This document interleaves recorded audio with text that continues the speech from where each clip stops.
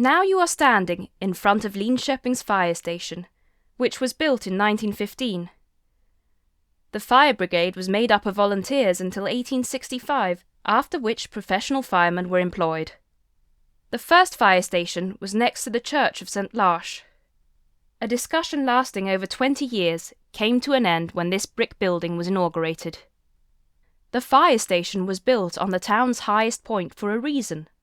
It was easy to roll down the hill to the source of the blaze when it was burning in town. It had become customary to use 2 fire engines by this time.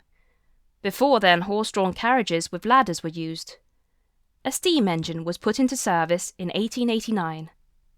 Do you know why fire stations were built with a high tower? The fire hoses were made out of textile and hung up to dry after use. So one could have called them hose-drying towers. Water mains were gradually built to all houses over a period of 30 years at the end of the 19th century. In 1910, when the new water tower was inaugurated, one finally had decent pressure facilitating improved extinguishing ability. The architect Axel Brunskog designed the water tower in the Art Nouveau style, which for a long time was seen as a symbol of modern Linköping. You can see the water tower rising above the houses on the left side of the fire station. The drainage system had not been as easy to develop. All water drainage, all the contents of outhouses and dunghills should of course be disposed of in manageable form.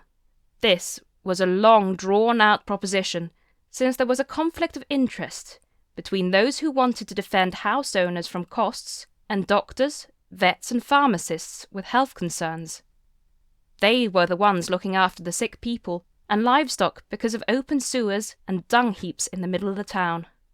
At one time all drains ran down the main roads, which was sloping down to Stångån and right into the stream. Many fetched their water there between the drains. Gradually more drains were erected in a large pipe to the sluice at Nykvarn, where it was allowed to flow into Stångån and then into Roxen, of course without any purification. Today's water tower was inaugurated in 1958 and the old one was left empty.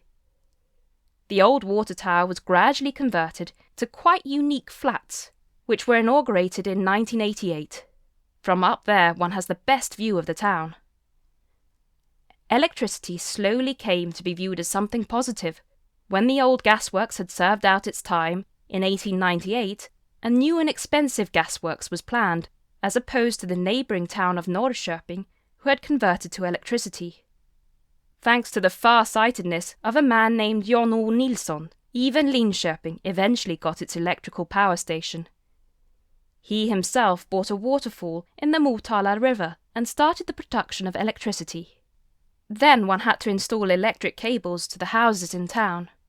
As the need for electricity increased, Jan O. Nilsson bought another waterfall, this time on the Svartån River. His company eventually became the communal company, Tekniska Verken. Now, turn into Gröngatan and stop outside the prison walls.